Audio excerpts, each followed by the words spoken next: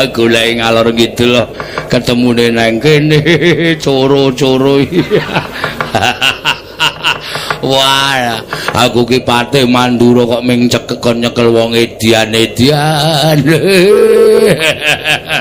Bareng ketemu Petro karo Bagong. Ora iso ngampet guyu aku. Rupane ya pancen do apik-apik tenan. Oh. Hai!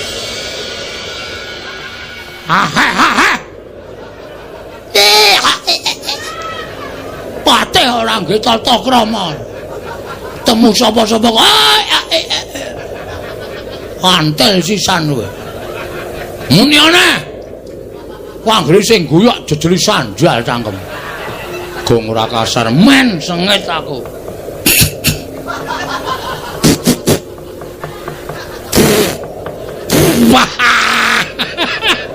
Aduh ora iso ngampet aku.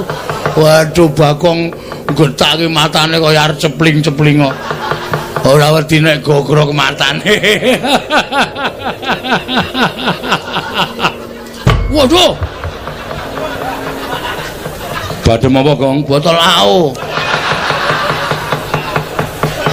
Mangkel au. Ora percaya, Tru. Sirahe Pragota ki empuk berarti. Wah, setan. Patih dibandem botol sirahe. Weh, ora sopan kowe. Heeh. Muni yo. Bandem seker. Seker. Iki apa? Seker kok ya entuk seker, Pak. Aku nek sangu werna-werna kok. Petro, Nun. Oh, mulih ora. Mboten kok ya bali kene pun bareng Pandhawa mundi pustaka Jamus Lima Soto. Ya ngono, aku sing meksa karo kowe. Oke, ajeng-ajeng napa? Dajar, Gong. Yo. Wis ora ana ampun nek iki. Heeh. Yo du bendara ya ming tepung ngono wae. Ha iya. Kira-kira arep ngwecak dhewe diajar wong loro terus. Ya. Wah, ora wedi aku. Ora wedi. Wah. Ora wedi. Ora wedi ya, Tru. Padahal nggon aku ana lho cacite tak onone mati. Oh, medeni ora. Oh, mati lah. Candak mati dening aku cencang jenggot kroncal-kroncal. Kualik ya ora apa. Bagong, ora edan, Bagong.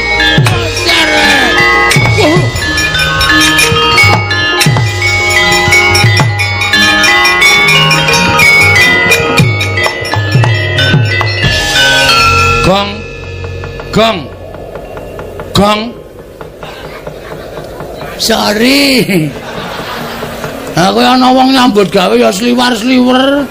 Sing sliwar-sliwer iki sapa kene iki meneng wae kok padune niat kowe ora. Ya ora kan ya karang kleru saya abot ki sing tak nggo nuthuk ki gobek. Mampir ndasmu ora. Lara e pancake ora. Panuswane jajalanan Petro kantong bolong. Bolongan Bagong, bolongan Petro. Ora minggat greten negara dasmu dadi apa wae mlayu le.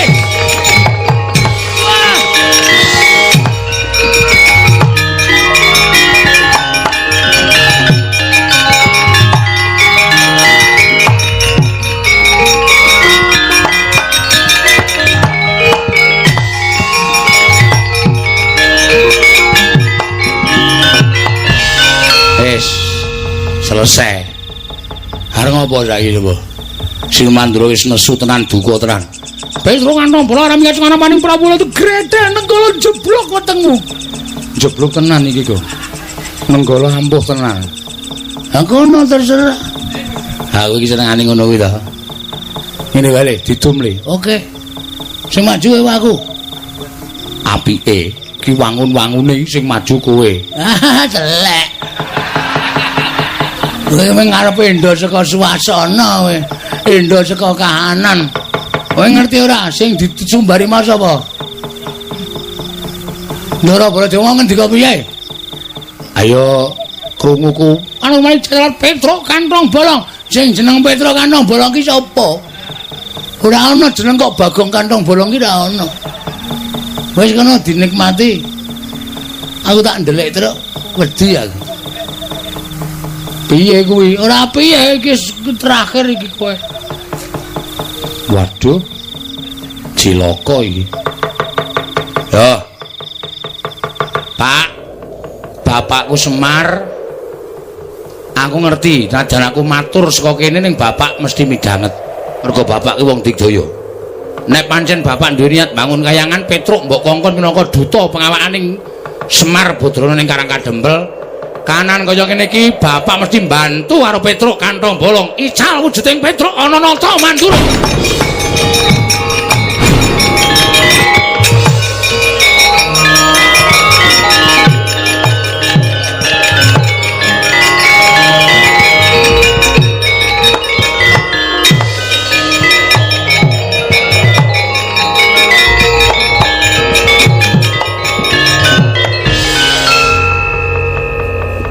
Nek ora tak pethukke kok sembrono, nek tak pethukke aku mesti tekaning pati. Nek ora tak pethukke bapak penjangkane ora bakal kelakon. Kalah cacak menang cacak gong. Sik. Kowe iki ngopo kowe iki? Menungsa ora tatanane. Wes sing arep nenggala bapakku kowe ya. Wah, kepro watu. Sik, gong. Hei. Kosek. Iki sapa iki mbok dimatke? Sik. Baladewa ta iki? Baladewa dengkulmu mlocot. Ora aku iki dadi apa kok kowe namu nyawang kok kaya. Kowe iki dadi Baladewa, Truk? Lho, tenane. Tenan yakin. Sik. Wah, Petruk. Sarunge mambu bensin. Aku dadi Baladewa to. Edan tenan wong gleleng tenan. Ora nyewa sandangan endi, Truk? Ora nyewa sandangan iki aku mung bengok ngucap dhewe Pak, nek pancen kowe prisa, kowe nyen bapak krungu, aku tulungono. Lah kaya diserot bumi kok metungul meneh dadi kaya ngene iki. Wah, gleleng. Jagat Dewa Bathara jagat pangestu Koro. Bagong. Lepareman iki. Ngarep kongkan-kongkon iki. Polongan Bagong aja edan. Iki sapa polongan Bagong? Prabu Baladewa. Lungguh ngisor. Nggih. Wah. Bagong. Nun. Baladewa bakal maju ning pabaratan. Nggih. Golekno pusaka. Nggih. Mangkat dina iki. Nggih. Mangkat dina iki aja mlirik matamu. Nggih. Wah, karep kok ya wedi tenan to.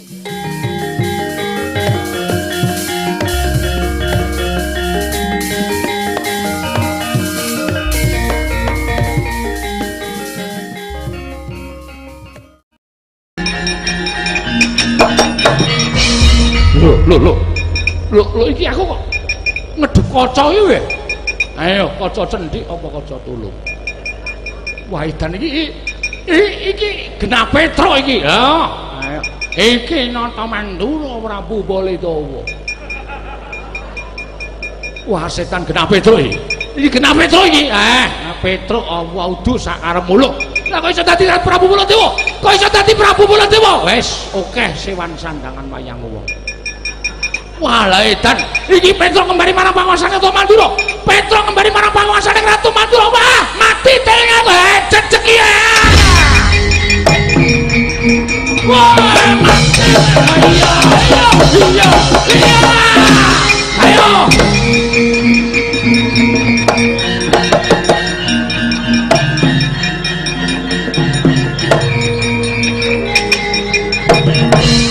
Iblis lalat. Wah, Petruk saya mirang-mirang Ratu Mandura Prabu Baladewa.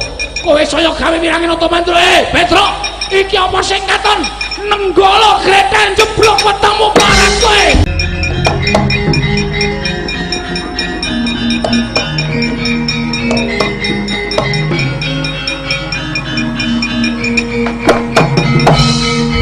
Kok Prabu laturi sareh. Koko Prabu laturi nyiram mawi tirtaning kesabaran sampun ngantos mubal babal karepsanipun iblis lalat Kresna Jamba pisah Petruk saya ngewawake marang pun Kakang Petruk saya ngino marang pun Kakang ora lega rasane ati nyutan jejuing kuandane Petruk kantong bolong Kresna aja mbok pisah Apa dikira wedi karo Baladewa leganing atiku? Inggih, Koko Prabu kula aturi lerem. Kula aturi lerem. Iya. Kula mangertos sedaya sami digdayanipun. Ya Kresna. Walah pripun? Panjenengan menika kok aku diwarai Kresna. Aku diwarai inggih, ning kula aturi lerem. Gres, mboten dawuh. Aku ya diwarai, inggih kula ngertos. Piye, Truk iso menang ora, Truk? Betul, waduh, rene iki. Padhae. Bagong, iki aku Bagong. Nggih, sinuwun Prabu Baladewa. Ning kula suwun Koko Prabu Baladewa Petruk nglakoni wangsul kados wingi. Lho. Koko Prabu Baladewa Petruk iso apa? Wis to, ora saleman. Apa mbok anggap aku iki ora ngerti apa piye? Kowe rak Petruk to? Iya. Lho kok iya anu nggih. Saiki kowe salin. Salin piye? Aku le dandane ora ngerti kok salin. Ya wis pokoke nyuwun marang panguwasaning Gusti, kowe bali kaya wingi. Ora gelem bali kaya wingi. Oh, tibane Kyai Alukara jeblok wetengmu. Apa dikira aku wedi? Wela dalah. Ayo terus, wani terus. Iso doleren ora? Bagong minggat sik, no? Minggat sik. Ora teng mriki kok. Minggat to sik, minggat ora? Minggat ora? Nggih. Ora mendelik to. Medeni. Senengane kok gawe geger ora engko ndak ora rampung-rampung perkarane. Lho, kok nang kene to iki? Pancen setan. Emang kok gang ki kleru. Jedul kono menah kok asem. Menika ngaten. Koko Prabu badhe wonten atur saking ingkang Raying Ndorowati. Kono pangandikane Ki Prabu piye? Petro, non salina. Nggih. Dipun pisahin. Wong le dadi Baladewa ki ora ngerti carane kok ngerti dadi Baladewa kok. Mbun. Wis malih, mbun. Kowe tak kandhani ya, Petro. Nggih. Koko Prabu kula badhe matur. Ya piye? Anak kula para temen sasampunipun kula panggihi. Matur ngesanipun ing Raying Ndorowati bilih wonten pepanggil reruba ingkang kedadipun aturaken pinanganten kakung. Lho. Pepanggil rupa saka manten lanang kasinggihan mekaten. Apa Kresna? Temanten kakung kedah saged ngaturaken serah-serahan. Inggih menika wujudipun temanten kakung kedah nitih dwi pangga ingkang saged tata jalma.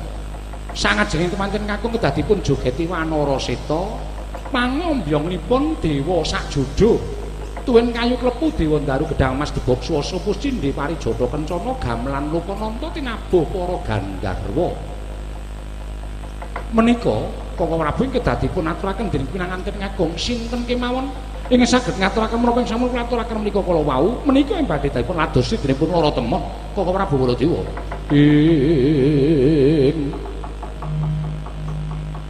Sri Baladewa Narpati Twenareswara Kresna kalangkung tresnanira marang Diabanon Cinawi.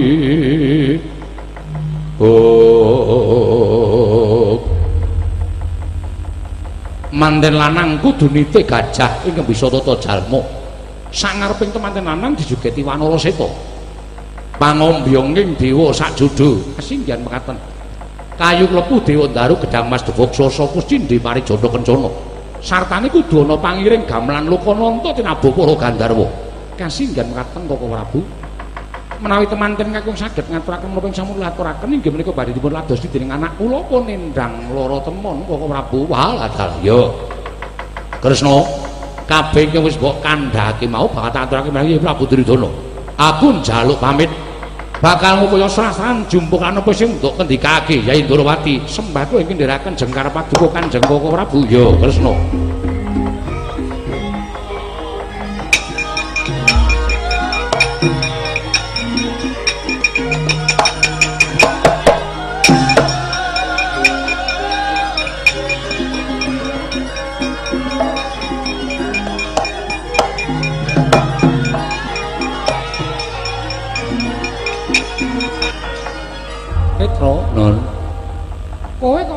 nuli bali marang Karangkadempel. Nemu ajeng nanjihke napa bapakne Semar ugi kedah ngaturaken menawi sampun paduka ngendikaaken Petra ingsun kuwi Nalendra ora kena mban cindhe-mban silabdan. Oh, ngaten ya. Bapakmu ya kudu iso ngaturake kok jumbo kelawan apa sing tak ngendikake Panakawan. Oh nggih, nggih ngestakaken dawuh. Ning babar pisan kula tak matur cethone adi kula ora bakal kelakon dhaup kalih ndang loro temon putra angkat panjenengan. Lho. Lah sebabe apa? Lah mergane napa sing mangendikake niku kula mboten dong kok, Den. Manten lanang kudu nitih gajah ing bisa tata jalma. Lho niku ora angel lho. Wong satu kewan wujuding duwe panggo kok iso tata jalma. Terus sak ngareping kemanten kakung nitih gajah dijugeti Wanara Seta sing kudu juget. Pangombyonge Dewa Bagus kayu klepu Dewa Daru Gedang Mas Debok Swasa Pusindhe Pari Jodha Kencana. Terus gamelan Lokananta sing nabuh para Gandharwa niku pripun lajeng goleki.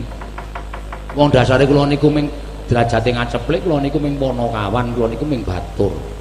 Bapak niku ya ming Panakawan. Terus lek arep goleki pun pripun kula tak takon, Petra, Nun. Semar kuwi dudu selama ing menungso, mula jeneng Semar. Awit Semar kuwi ana ing winastan wujuding samar, ya menungso, ya jawata, nggih. Mula Semar kuwi lantip panggraitane luwe-luwe. Semar kuwi duwe bendara, ya kuwi para Pandhawa, nggih. Yen Semar arep lakon nggone bakal mbaya marangat pajakku angkat ya kuwi ndang loro temon. Kudu wani sambat lan para Pandhawa. Tak kira Pandhawa ora bakal lumuh ngentasi pakaryan.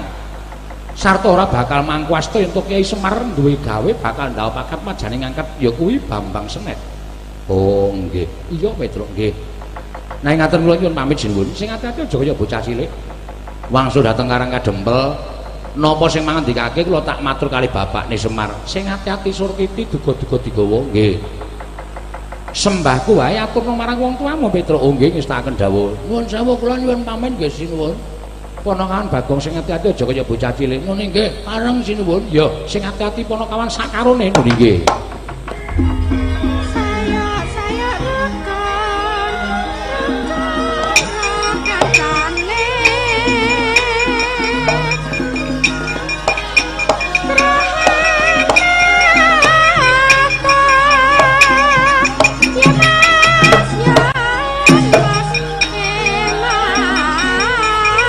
Thank you.